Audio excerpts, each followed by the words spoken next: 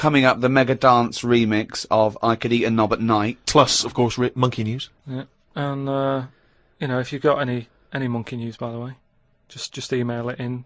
What is it? podcast@rickygervais.com. That's right. But don't be asking any questions about monkeys and that, because there's too many people asking about what's going on in the monkey world and that. And I can't do it to everyone. Well, you're gonna bring up any kind of big monkey information. If they need to know that, every week. I'll have it every week. But it's just that a lot of people, you know, they've got a taste for it.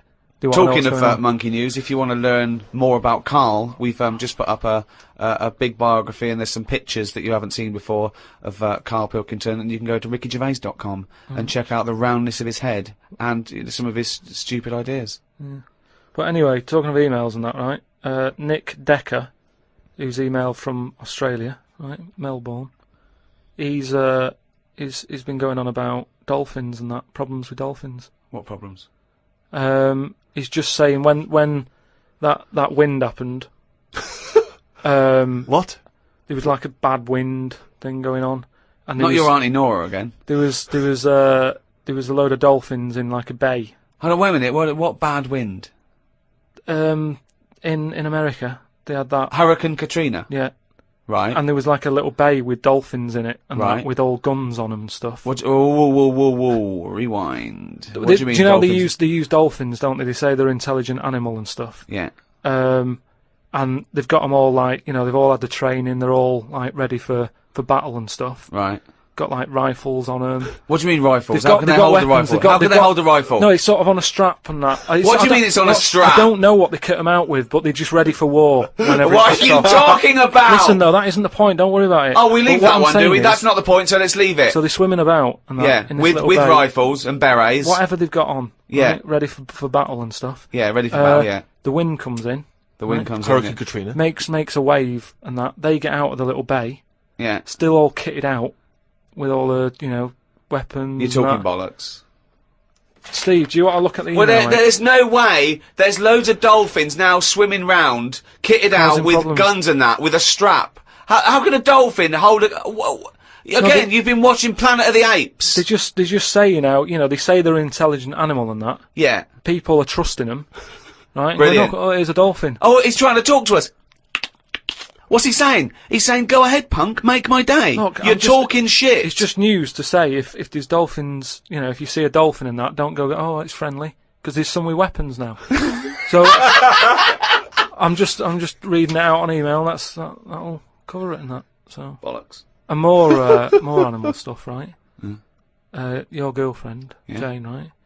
When I was round there the other night, she was talking about, they're getting closer to doing the mammoth. Oh yeah, they're genetically engineering it. They've they're a few sort of million bits and pieces away, but they reckon they're going to be able to build a living mammoth in 2 years. Yeah. Really? Yeah. Apparently, what sort of Jurassic Park type stuff? Sort of, yeah.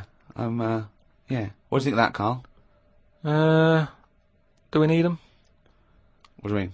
Well, is it worth messing about? Because I always think, well, whoever's like knocking one of these together, right? Yeah. They must be pretty bright. Right? Yeah. So whilst they're messing about with an airy elephant, could they be doing more useful stuff that the world needs? Well, it's sort of like, you know, it's fascinating. Even if on the face of it, it looks pointless, which it rarely is. Scientific discovery.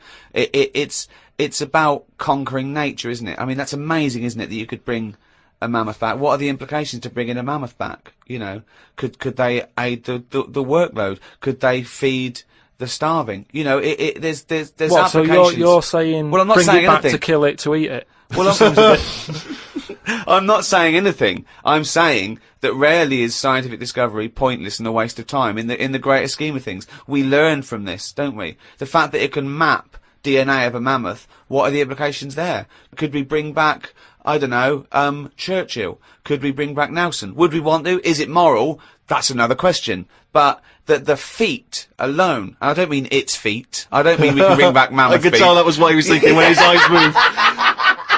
Yeah, I meant the achievement alone is remarkable.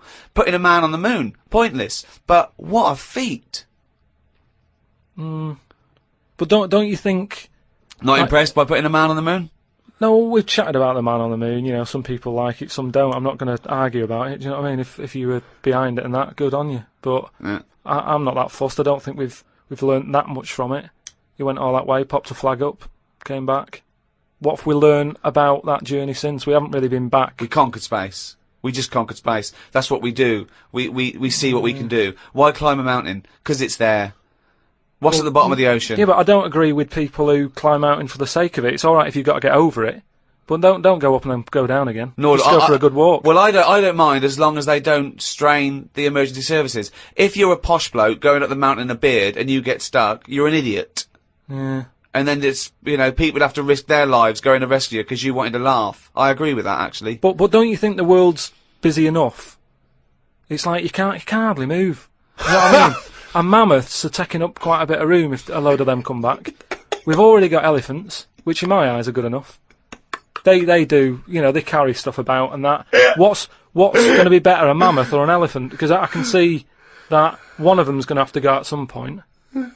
If like we start running out of elephants, would they say, well, it doesn't matter, we've got mammoths and stuff. So what's the point? You don't need anyone else in the room for a conversation, do you? No, but what He's arguing with himself. He's arguing with his own head. Amazing. Where would you put the mammoth if they get it going, right? Yeah. They pop it on give it the old electric shock and that, wake it up, and Frankenstein has been watching. And it's like, all his information about science is about the Flintstones, Planet of the Apes, and Frankenstein. In his head, they've got an elephant. They've put some carpet tiles over it, and they're trying to bring that back to life as a mammoth. Yeah, forget it then.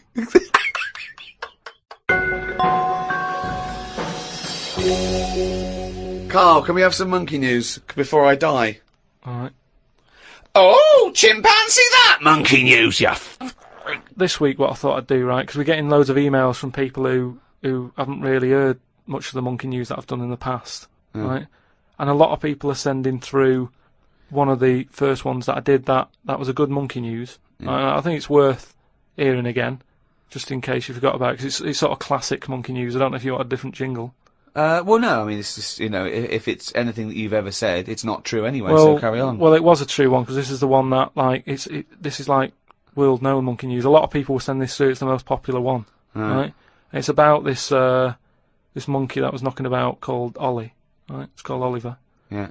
And it was in this zoo, and it was the only monkey in there, right? So this is one they think was the missing link. It was half human, half ape. That programme on television, because it had bald. It looked like you, which doesn't mean it's half anything. It might have been that one. What happened is it was in the zoo and stuff, and it was getting a bit lonely because, like, it was sharing its sort of time with, say, an elephant and a giraffe and that. No, it doesn't happen. And they didn't really No, get on that well. Wait, they do no, not let me just tell you. They do not put chimpanzees in with... No, well, it's not true. Why would he share his time with an elephant and a giraffe? Gervais, it was some kind of flat share. They put an advert in the student union saying, we've got 2 rooms to let. African mammal wanted, Well, not anyway, specific. A mammoth and a... What I'm saying is, there was other elephants for elephants to knock about with and that. The monkey, it was the only one there. So what happened is, the zookeeper felt a bit sorry for him. Right. He was like, oh, look, he's looking all fed up and that. Yeah. And like you say, I think he went a bit bald because he was bored and that. So he started to sort of get pally with him. So at lunchtime, when the zookeeper was sat on the wall having his, like, ham butties or whatever, he'd sort of go, all right? And it used to come over closer and closer, right? Yeah. Anyway, within a month, he was sat on the wall having his lunch with him, right? And What wall? just a little wall in the zoo. So they let the monkey out. The monkey could come and go. He had his own door key. Just near where the monkey is, it used to just pop over. Oh, these blinking latchkey monkeys. I know, yeah. He was 21. Yeah, go on. Sit there having his butty and that with the monkey and stuff. Yeah. And anyway, The ham as butty, time went on, because the zookeeper back then, zoos weren't as popular as they are now. So it was only it was him on his own really. So he found like the monkey was the closest thing. Absolute rubbish. The to zoo another- cannot run with one This zookeeper. is a true thing. I mean, this It's is what not, I'm saying. you A lot of know, people. But the height of Yeah. popularity for zoos surely was in the Victorian era. So Yeah, I don't know exactly. what's- You're But anyway, talking- go on. carry Yeah, on. but Okay. you're sort of, picking up on little things that aren't aren't important. It sure. doesn't matter. Yeah, that But aren't true. anyway, Go so on. he sat there, and as time goes on, Yeah. he's sort of sat with him most of the day. Monkeys walking around with him, helping feed the other animals and that. No. But then what happened is the zookeeper at the end of the night, when he's like locking up and stuff, he'd feel bad because he'd believe in the zoo, and like Ollie's sat there and he's like, I'll see you tomorrow, and the monkey's like, yeah, all right, see you later. Looking all fed up because he's got home to go to and he's still stuck in where he's basically working every day. Right, so he's never he's never going home, right? Now he's sleeping at work, the So, monkey. so anyway, the Yeah. zookeeper goes home, says to his wife, "Look, Ollie's having a bit of a time at the moment." So she said, "Oh yeah, what's going on?" He said, "Well, he's just looking a bit fed up. You know, he's sick of it." So she said, "Bring him home." So he said, "Well, I did want to ask, but I didn't want to force it. You know, This conversation didn't happen. So anyway, I love that he's giving it in such detail. Yeah, no, it didn't happen. So This is anyway. in your head. So she said, "Yeah, bring it home tonight." So anyway, he's looking forward to going into work and that. He sees Ollie. He doesn't tell him straight away. It's a surprise for him later. Oh, God. So they go through the day, you know, usual stuff, feeding the elephants and all that. It gets to the point when it's like they have the lunch and that. It gets to the end of the day, Yeah. and sort of Ollie's there. He's looking at him like as if to say, "Well, there you go, another Yeah, day, another sure. busy day and that. Little does he know. See you tomorrow and stuff." Anyway, he's like, "Get your coat." He's like, "What?" Coat? What do you mean, get your coat? but whatever the equivalent is, right? Whatever you say to a monkey, it was kind of like, you know, "You coming with me," sort of thing. Right. So he's going, "Oh, brilliant." Anyway, No, he's not! So What do you mean he's going brilliant? He takes Look, it home. so he gets his hat and coat. He gets his hat and coat and stuff. Yeah. And he Can't Go believe on, his luck, and right? yeah. He goes back to the zookeeper's house. Everything's going well for about a week and a half. Right. Has he He's got at his own home. room? He still goes like to work and stuff to the zoo, yeah. to the zoo. He and doesn't then- work there. and then he comes back with the zookeeper. But anyway, what ended up happening is, so anyway, he's back at the house, and it's going well for about a week and a half, treating him really well. He's sat there, you know, he's having a brandy at night before he goes to bed. Zookeeper noticed that when he took it back to work, it was kind of getting flashbacks of not having a good time in the zoo, right? So he was like, "This isn't helping him out." He's happy when he's at home with the brandy and the fags and that. When he comes back here, he's starting to look a bit fed up. So he said to his wife, "Look, you're at home all day, right? Oh, Jesus. I'm going to work. I'll leave it with you, right?" So Ollie stays at home. Yeah. Anyway, as time goes on, Yep. a little bit of trouble. Whilst the fella's busy at work, grafting, paying the bills and that for Ollie at home, Ollie starts getting a little bit cheeky. Tries it on with the missus. Right, whoa. Right. How does a Carl, monkey try it on with the missus? Are you Look, this talking shit? is classic monkey news. And How does it try it on with So the he's a missus? bit drunk. He stinks of smoke. He tries it on with the missus. How does he try it on with her? I don't know all the detail on You don't know on that any bit. of the I don't know details. the detail on that bit. But You don't all I know any of the No, I don't know details. the details on that bit. You but don't I know any of the details. So what happened? So while the zookeeper's away, the monkey did play. What happened? Did the zookeeper's wife reciprocate these affections? Just a little bit of like, you know, little bit of fun, I suppose. She probably went along with that at first. You know, she's cooking at home, getting the tea ready. That's walking past, pinching her arse or whatever. And it's, do you know what I mean? It starts off just like it does, you know, with humans. Starts off as a bit of fun. Before you know it, you know, split up in the end. Anyway, the zookeeper and the what's it? I think the monkey stayed with the woman. So, it's all there. It's Honestly, all on email, mate. your imagination. Well, you look should it up. write stories. You Get should people- write. You Get know. people to look it up. Just put in monkey, chimp, Ollie, and it's all there. The Ricky Gervais Show on Guardian Unlimited. Happy New Year, particularly to those great guys at Positive Internet for hosting this podcast. Dynamite. The world's #1 podcast, thanks to the guys at Positive Internet. So, check out rickygervais.com to check out Karl's head. You know, go and buy extras and flannels. Check it out on flannels.com. Oh, come on, this is shameless. Um, Extras still available. fridge freezer for sale, £400 or nearest offer. Steve Merchant wishing you a happy new year. I'm sure Karl Pilkington wants to reciprocate that. Yeah. Yeah. And do you know what I want to wish them? I want to wish them a fantastic New Year. Knob at night. I could eat a knob at night. Knob at night. Knob at night. Knob at night. I could eat a knob at night. Knob at night. Knob at night. Knob at night. I could eat a knob at night. Knob at night. Knob at night. Knob at night. I could eat a knob at night. Knob at night. Knob at night. Knob at night. I could eat a knob at night. Knob at night. Knob at night. Knob at night. I could eat a knob at night. Knob at night. Knob at night. Knob at night. I could eat a knob at night. Knob at night. Knob at night. Nova night. I create a Nova night. Nova night. Nova night. Nova night. I create a Nova night. I create a Nova night. I create a Nova night. I create a Nova night. I create a Nova night. I create a Nova night. I create a Nova night. Nova night. I create a Nova night. Nova night. I create a Nova night. Nova night. I create a Nova night. Nova night. I create a Nova night. Right, you're talking shit. Explain yourself. The Ricky Gervais Show on Guardian Unlimited. Welcome to the 6th podcast in a series of 12. The Ricky Gervais Show, available online with me, Ricky Gervais, Steve Merchant, Hello. and Karl Pilkington. Alright. Halfway through after this then, Karl. Yeah. You enjoying it? It's alright, isn't it? It's had a great response. We're the #1 podcast in the world. We've had thousands of emails and messages, and it's just great to know that people all around the world are listening. Don't you think? Yeah. It's great, isn't it? I should just point out, Rick, that we've had a few emails, including one from Mark Pavlidis, that says that some of the people listening on the enhanced podcast, so, you know, these fancy people, super rich people who can afford that one, apparently sometimes if they try to pause the show halfway through, it sort of freezes, and they've got a problem restarting it. And he's saying that apparently you should just hold down menu and select, and that'll reboot it. So I don't know if you have had that problem. Hold on. Who's pausing this show halfway through? I don't understand it. I can't believe it. This is like a book that you can't put down. What have they got that is better to do I with don't their know. time? What can be better than listening to Karl's drivel and his stupid theories? Unbelievable. We've got a little email straight away, Karl, from Nikki in Beverly Hills, California. She says, Karl, you rock. I hate it when Ricky and Steve ridicule you. I checked out your picture on rickygervais.com. Although your head is not normal, that's no reason to ridicule you. You look gimp, but I never judge a book by the cover. Cheers.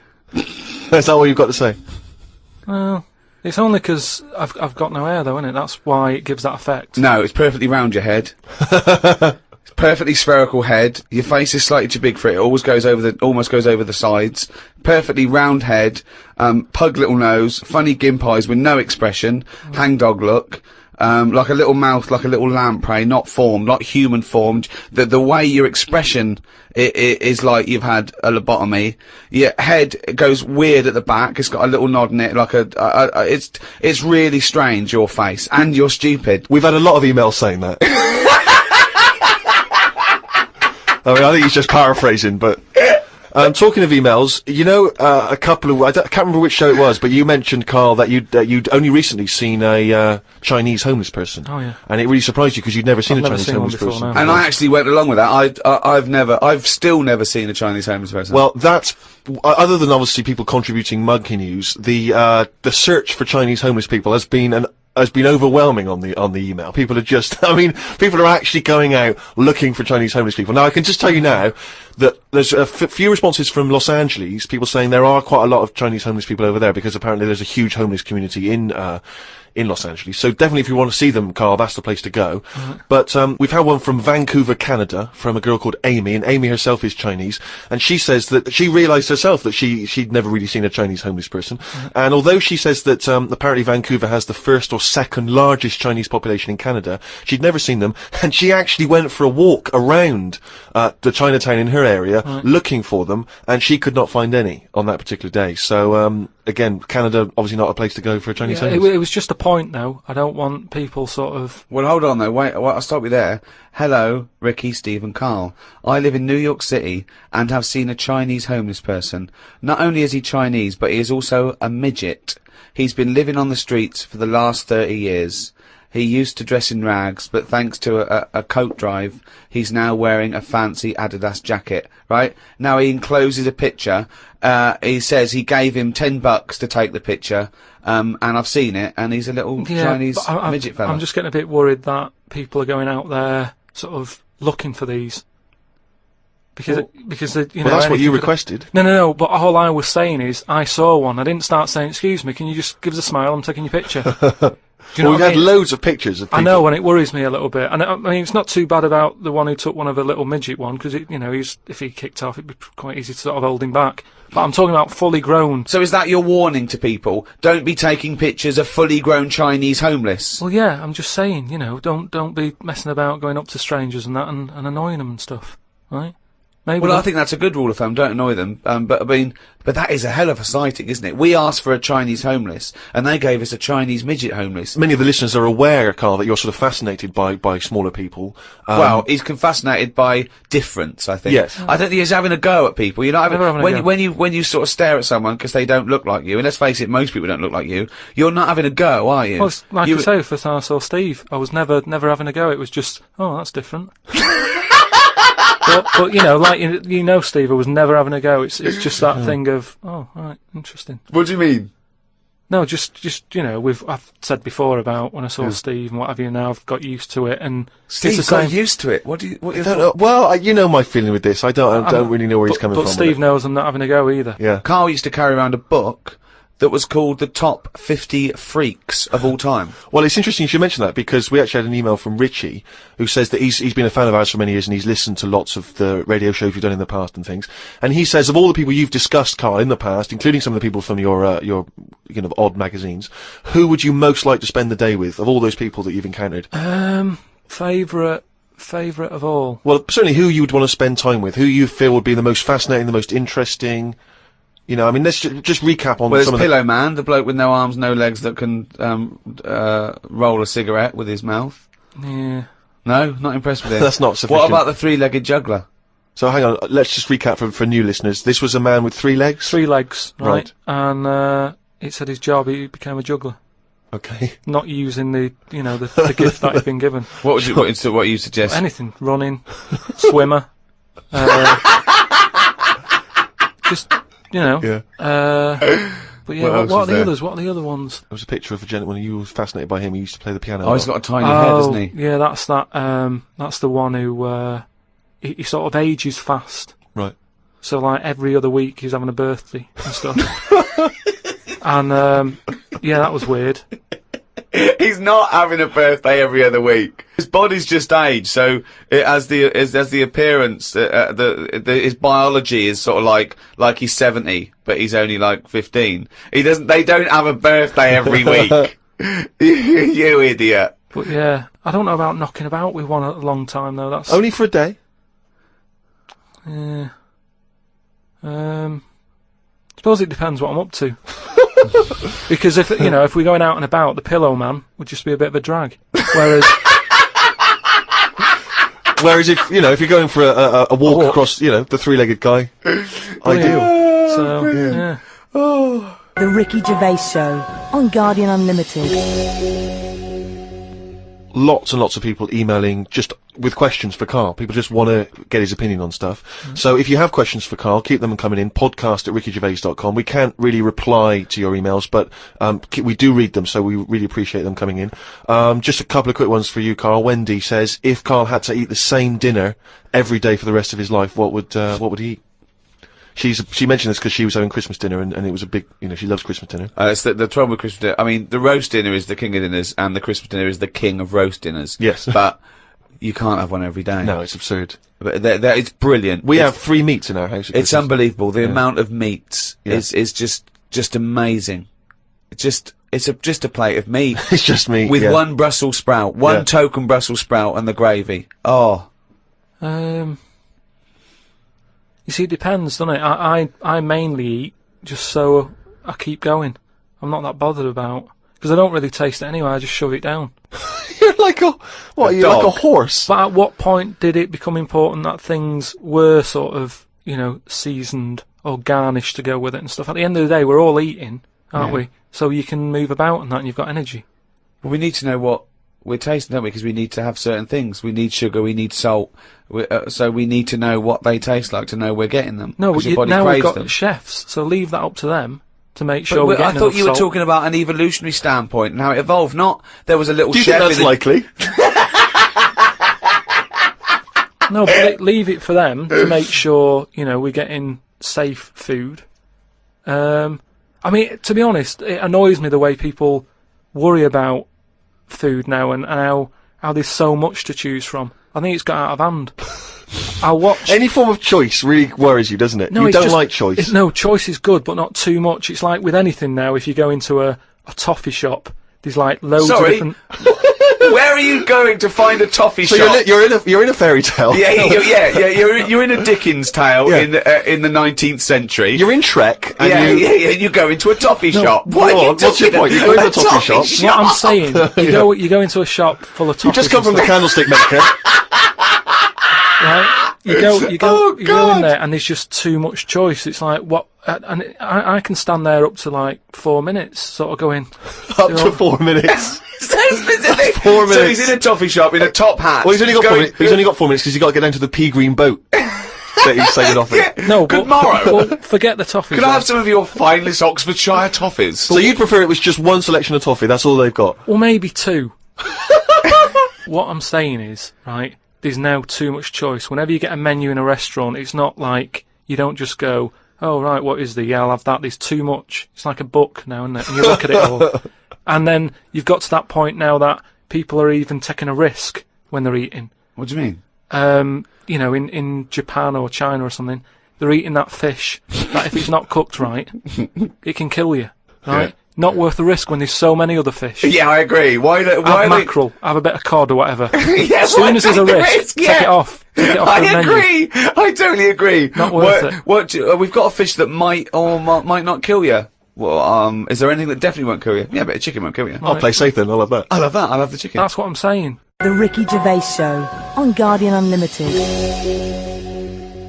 But anyway, we were talking about sayings and that.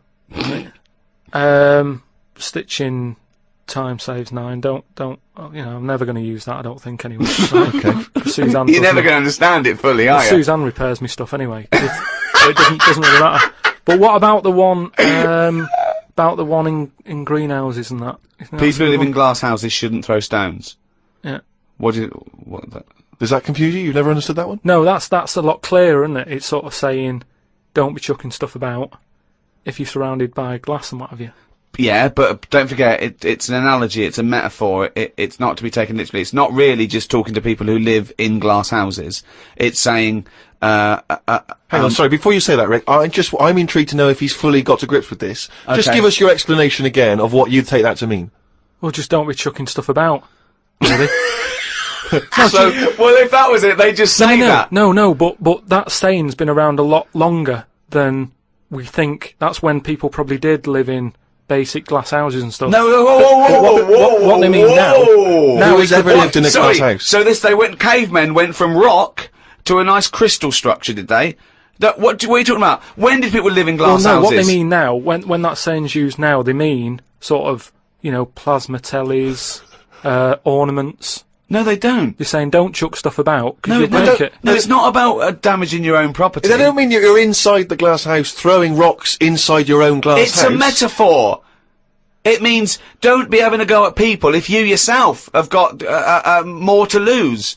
Do you know what I mean? It means it could be anything. Don't start a war where you could come off bad as well. It's about how fragile your situation is. If you live in a glass house, metaphorically, don't throw stones at someone else, because when he throws it back at you, your house is more easily damaged than his. Again, metaphorically. It doesn't mean that if you're living in a glass house or in a house with other precious objects, you don't, in your own home, throw bricks about. Because that would be a very specific audience that I was trying to reach, that phrase. I mean, let's be honest, what kind of a mental Do you know case? what? I think we've got the crux to this, right? I think I can answer. Right. Karl, what is an analogy? It's sort of like a little story told quickly. Isn't it? It's a little story told quickly. To what end? Well, it depends what the story is. Okay. Give me an analogy. Well, for me, I thought a one with the greenhouse. Yeah. Right? It's a greenhouse. Before it was just a glass house. Yeah. Alright, then a glass house. Okay. Right. What I mean is that glass house is metaphorical. It's about the fragility of your situation as compared to your aggression or your... You see, I just prefer sort of, what you say is what you mean. So people who live in a glass house have to answer the door. I don't know what that means. I don't know what that means. I mean, Because you may be a genius, because I don't get that. People who live in glass houses have to answer the door. Okay, let's hear his explanation. Because the people knocking at the door will be able to see you because it's a glass house. But what? Eh? But you literally mean it, don't you? There's no analogy there or metaphor for you. You literally mean if you live in a glass house and go someone onto the knocks the door. So there's no hidden meaning there, is there? Well, Couldn't normally... that also, but you have to add a number of other things, other caveats. Surely, if you live in a glass house, don't walk around naked. Yeah. If you live in a... But these are literal. See, if you could actually make that into quite a nice saying there, because if that meant, if someone said that to me and they weren't a shaved chimp, right? If they said people who live in glass houses have to answer the door, I think that means, oh, yeah, it means that there are no secrets. You can't hide behind anything. If you're very open, if you've chosen to be totally open all the time, you can't go back on it. So people, if you wear everything on your sleeve, if you shout around and you tell the truth, and you can't go back on it. They can see through you. It can mean that as well, yeah. Oh, okay. Oh, that's handy. But just the idea that in your head there should be sayings for people who live in glass houses. Who is it that's living in a glass house? Well, I'm not talking about them. It's just that if everyone else is bringing up about these people who are living in glass houses, let's get to the real problems they've got. He still hasn't got to grips with the idea of the metaphor or the simile. People who live in glass houses should live near a glazier.